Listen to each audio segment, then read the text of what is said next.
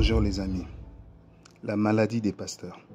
En lisant ce titre, on peut penser qu'il est un peu farfelu, mais au fil de cette exhortation, nous allons en comprendre le sens, l'enseignement selon la grâce que le Père nous accordera. Au fil de ma marche, j'ai constaté une forme de maladie qui infecte et même affecte souvent les personnes qui administrent un ministère dans le corps du Christ. Je me souviens un jour, je suis allé dans un hôpital voir une personne qui était en agonie et sous la menace de l'ombre de la mort. En arrivant là, j'ai rencontré un pasteur que j'apprécie énormément. Nous avons eu l'occasion de discuter. Et à ce moment-là, je me souviens que le Saint-Esprit a saisi ma bouche pour lui dire d'arrêter d'être dans une suractivité. Le pasteur, que je nommerai O, cumulait en fait beaucoup de choses, notamment des activités paroissiales, si je peux utiliser ce terme, intercession, dévotion matinale, diverses réunions, mais en même temps aussi, ce pasteur cumulait sa vie professionnelle, qui est assez fastidieux, et terminait par le cadre familial, ce qui faisait beaucoup pour lui. Et au fil de notre conversation, je lui ai dit d'appuyer sur la pédale. Mais vous savez, lorsqu'on marche avec une pleine persuasion, avec un zèle, et on se dit « je fais pour mon Seigneur », on se rend plus compte de certaines choses. Pourtant, on pense bien faire, mais on ne voit plus ces choses-là. Et c'est ainsi que quelques mois plus tard, ce même pasteur a eu des graves problèmes de santé. Et ces problèmes ne lui ont plus permis justement d'exercer pendant de nombreux mois jusqu'à ce qu'il puisse se rétablir grâce à Dieu. Pour vous nommer cette chose que j'appelle la maladie des pasteurs, en fait, on peut parler d'une charge émotionnelle. Parce que le pasteur est soumis constamment à une charge émotionnelle. Il doit porter, il doit comprendre, il doit écouter et il doit partager la chose.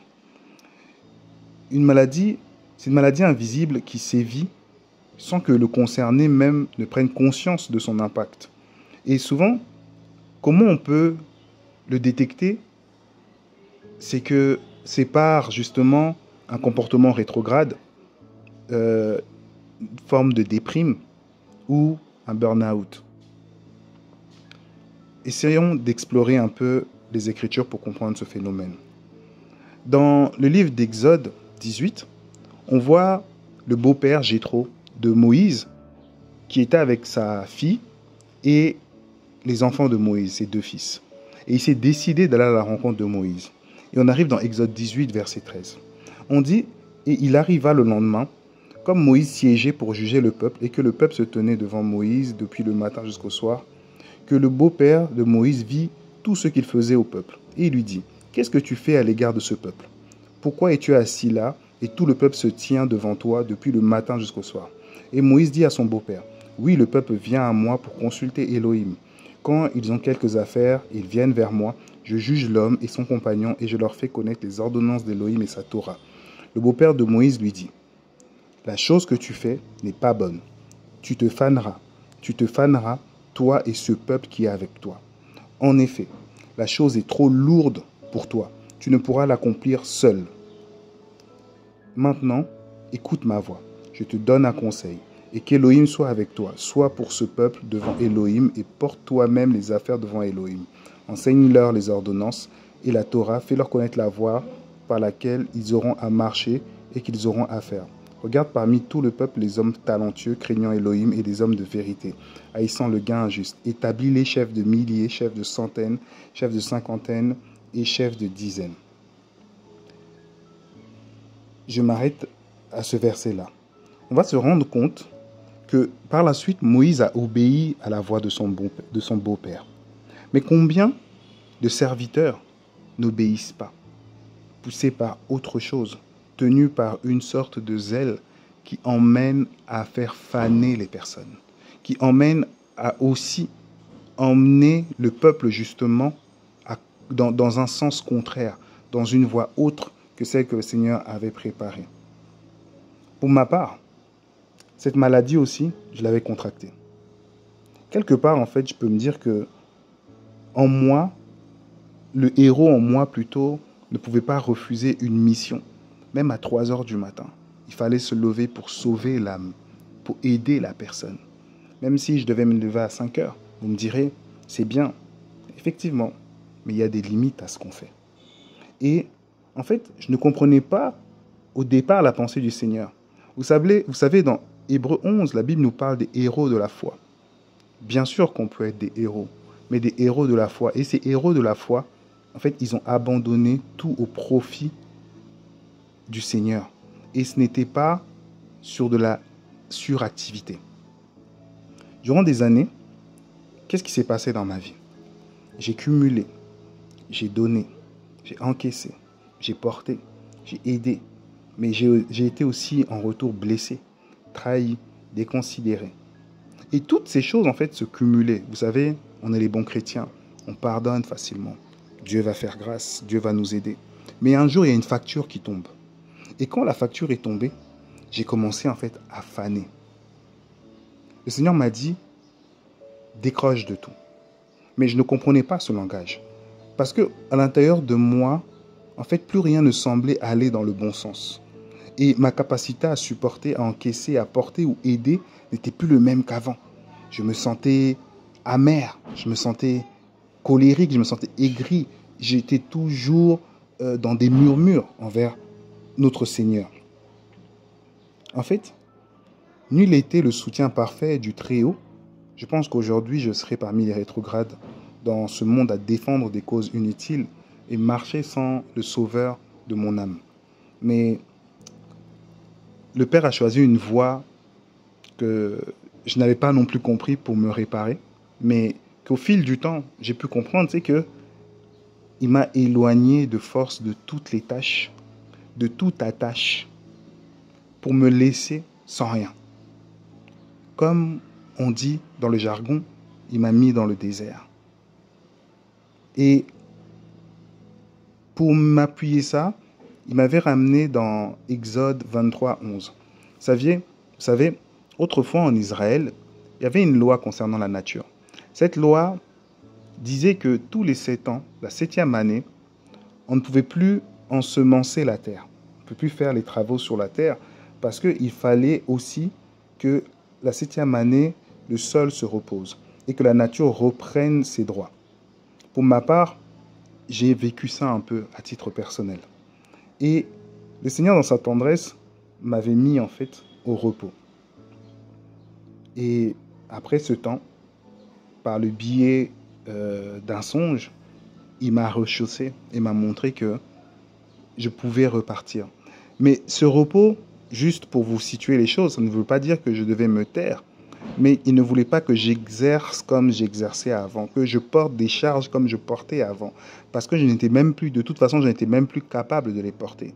À la moindre charge, une autre nature ressortait. Parce que j'étais en lambeaux. Mais je ne m'étais pas rendu compte de ça. La finalité de ce message, c'est quoi? En fait, le premier axe, c'est justement, vous êtes les gardiens et les gardiennes de vos responsables, de ceux qui vous administrent aussi les choses. Vous devez veiller. Suis-je le gardien de mon frère? Oui, tu l'es.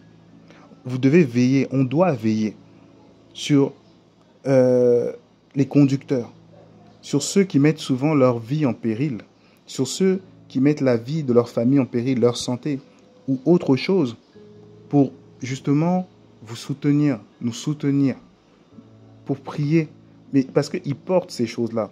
Vous savez, quand souvent une personne vous dit « Ah, je vais prendre ce sujet de prière, on va prier ensemble », la personne, en fait, elle participe avec vous dans la guerre que vous menez. C'est pour ça qu'on ne peut pas prier n'importe comment. Mais ces personnes-là, maintenant, ils viennent, ils participent. Imaginons que ces personnes, en fait, imaginons que vous-même, émotionnellement, vous devez en fait soutenir 10, 20, 30 personnes avec des situations complexes. D'accord? Qu'est-ce qui va se passer? Il y a une autre chose, il y a un autre aspect qui existe. Et souvent, les personnes, certains ne le savent pas. C'est ce que je vais appeler la frustration. En fait, le désir de vouloir que les choses se passent bien pour l'autre. Mais comme le serviteur n'est pas le décideur, en fait, il vit dans une frustration. Et cette frustration lui fait mal. Combien de fois, pour ma part, j'ai boudé le Seigneur, car j'étais frustré pour la situation de mon frère, de ma sœur. Combien de fois ma foi a failli défaillir, car je ne comprenais pas le silence du souverain à propos de la situation et parce que je n'avais pas de réponse. Mais maintenant, en cumulant toutes ces charges, avec des charges professionnelles, familiales, la maladie en fait du pasteur prend naissance. Et c'est important pour nous de le comprendre dans un sens comme dans un autre. C'est important que ton responsable, je dis des pasteurs, mais je parle même de ceux qui exercent aussi un ministère. Peu importe, il y a une charge. Et maintenant, dans cette charge-là, c'est important de veiller justement à la personne, de prier aussi en retour pour elle. Ce n'est pas prier que dans un sens, là où l'autre prie. C'est-à-dire qu'on va dire, ah, mais Paul, il priait pour Corinthe, il priait pour un tel, mais Corinthe aussi priait pour Paul. Vous comprenez? Et donc, c'est important aussi de prier justement pour soutenir ces personnes-là qui ont une charge et qui viennent tenir les choses. Je me suis rendu compte de cette importance-là parce que j'ai vu des pères dans la foi, j'ai vu des personnes, des guerriers, des serviteurs, des généraux dans l'armée du Christ faner. Faner parce que la charge était trop grande. Il y a ce que j'appelle un contraire qui se fait. Il y a une sorte de thèse et d'antithèse qui se fait. Plus le Seigneur te donne, plus en fait tu te dis, à celui à qui on aura beaucoup donné, on demandera beaucoup, donc tu fais. Parce que tu as l'impression que tu es investi de cette mission.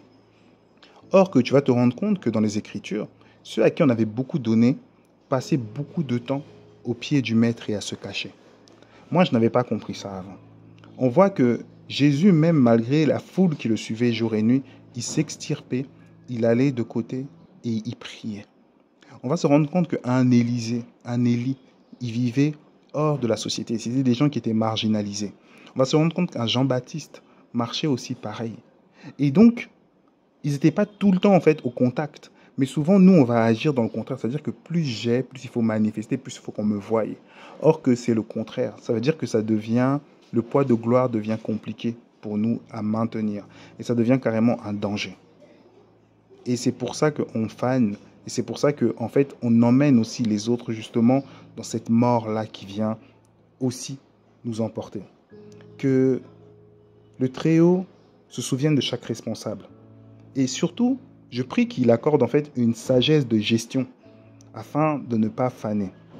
Que vraiment, aussi aux autres personnes, qu'il accorde aussi une sagesse pour prier et soutenir par rapport au don de la grâce que le Seigneur a déposé en chacun. Demeurez bénis et je vous dis à bientôt.